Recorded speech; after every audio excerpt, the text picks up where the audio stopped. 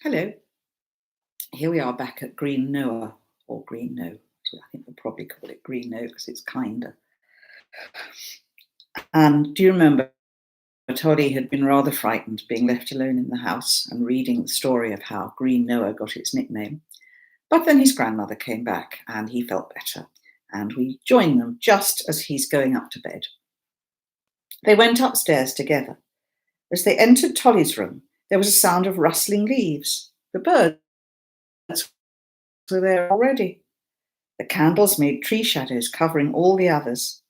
Mrs. Oldknow tucked him up and said good night, and very soon he was asleep. He dreamed that he was sleeping in the doll's house with Toby, Alexander, and Linnet in the 3 other beds. Toby was telling them all a wonderful story.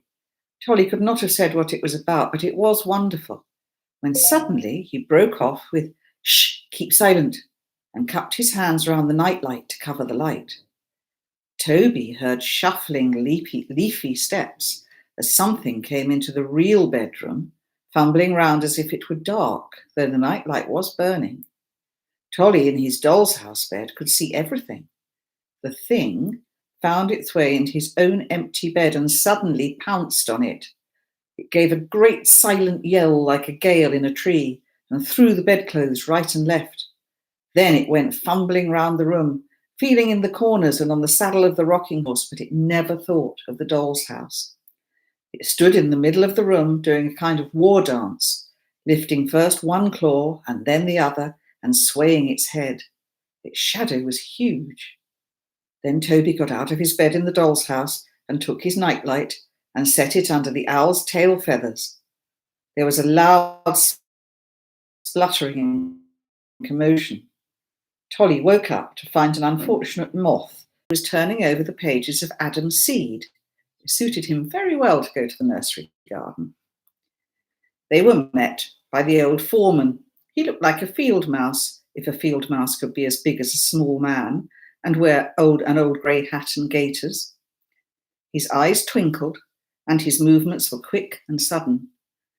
Mrs. Oldknow could never get to the end of a sentence before he answered yes, lady, or no, lady, as the case might, who had never been called sir before. While Mrs. Oldknow was wandering up and down the lines of young pear trees to pick a strong one, Tolly put a private question. "Do you have a rose in a tiny pot that only grows 3 inches high?" "Yes, sir. Rosa minimissim, sir. 3 and 6pence, sir." "Does it smell?" "Yes, sir, they say so, sir, if your nose is small enough, sir." Tolly had some money which his father had sent him, so he paid and put the tiny parcel in his pocket. Then he joined Mrs. Oldknow. The pear tree was a little disappointing because, of course, it had no leaves. "Well, the one in the illustration in the song was in full blossom, not just sticks. I suppose they did it by magic," said Tolly sadly. "Must have done, sir, sure, sir," said the foreman. Slowly, but they spent the rest of the day in the town, where they forgot all about the snow, which in any case had been shovelled up there and carted away. When they came home again at tea time, it was to find the garden green and brown and sodden. Tolly's thoughts were full of Christmas, for there were only now 3 days to go. He received a letter from Burma from his father. The envelope and stamps were exciting, but the letter made him feel further away than ever. There was a P.S. in an oversized, scrawly writing. "Mother sends love to Toto." Toesland put the letter in the fire, but kept the envelope. At night, he dreamt of Christmas. He found the field mouse foreman decorating the Christmas tree. This time, he had long, wiggling whiskers. He was busy hanging up coconuts and strings of peanuts, pears hung on skewers, and bags of silver net full of almonds and raisins. His eyes were brimming with twinkle, and his cheek was full of nuts. He held up a small, round, red cheese.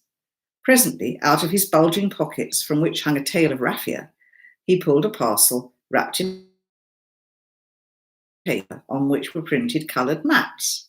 It was covered all over with foreign postmarks.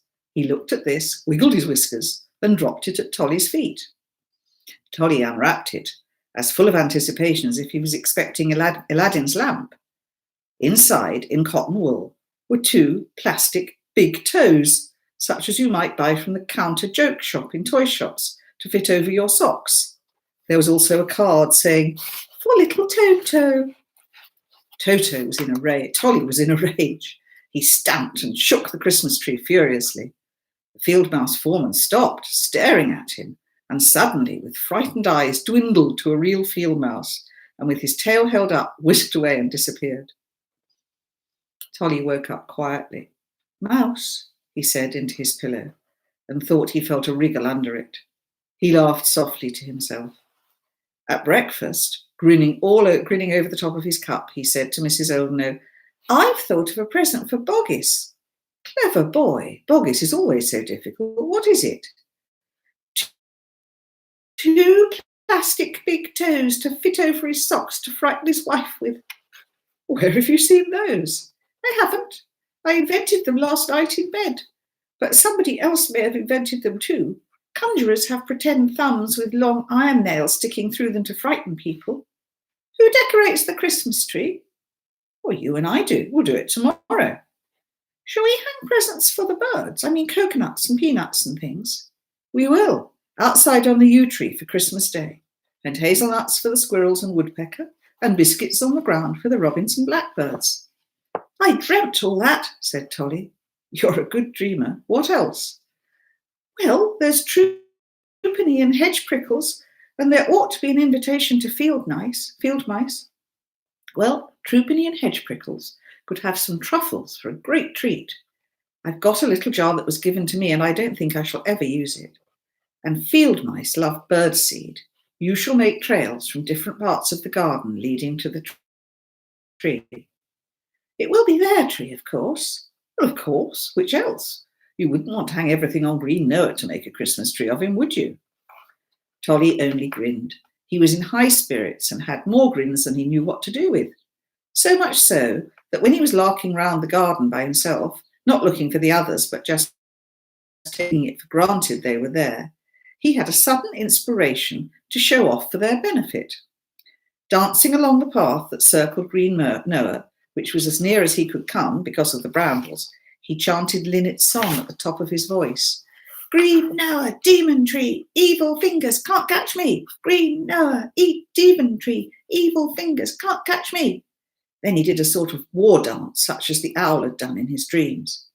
He was so pleased with it, he capered off across the lawn, getting wilder and wilder, stamping, whirling and pointing till he bumped into Boggis. "Anyone to think you've been drinking, acting so silly," said Boggis severely. "Mrs. Oldknow is waiting for you to decorate the tree in the music room." Off ran Tolly, still full of joy. "We must do it today," said Mrs. Oldknow. "There'll be so much to do tomorrow. Look, Boggis has brought the holly and the ivy and the mistletoe. We'll put that up first." When they had finished decorating it, the old room looked more like the knight's hall than ever. Against the stone walls, on top of the stone chimney piece, the dark green leaves themselves looked medieval. It was an ancient castle prepared for an ancient feast. When Tolly was handing great bunches of mistletoe to Mrs. Oldknow on the steps, it seemed to him not so heavy as he had expected, as if someone were helping him. "Do they do this?" he asked. "Yes, they always decorated the house, but they didn't have a Christmas tree. Christmas trees began much later, in England at any rate. They had their feast in our dining room, which their father had altered and improved. It was he who had our big fireplace put in and the big windows onto the garden. And it was their mother who first used this as a music room. She used to teach them some of the songs that I teach you." It was late afternoon before they finished the Christmas tree, and it was growing dark. They lit the old red Chinese lantern and many candles so that they could see to work. There were no glaring electric bulbs on this tree. Mrs. Oldknow had boxes of coloured glass ornaments, each wrapped separately in tissue paper and put away carefully from year to year. Some were very old and precious indeed. There were glass balls, stars, fir cones, acorns, and bells of all colours and all sizes. There were also silver medallions of angels. Of course, the most beautiful star was fixed at the very top, with gold and silver suns and stars beneath and around it. Each glass treasure, as light as an eggshell and as brittle, was hung on a loop of black cotton that had to be coaxed over the prickly fingers of the tree. Tolly took them carefully out of their tissue paper, and Mrs. Oldknow hung them up. The tiny glass tree itself, but the candles in the room were reflected in each glass bauble on it, and it seemed in those soft, deep colours to be shining from an immense distance away, as if the tree were a cloudy night full of stars.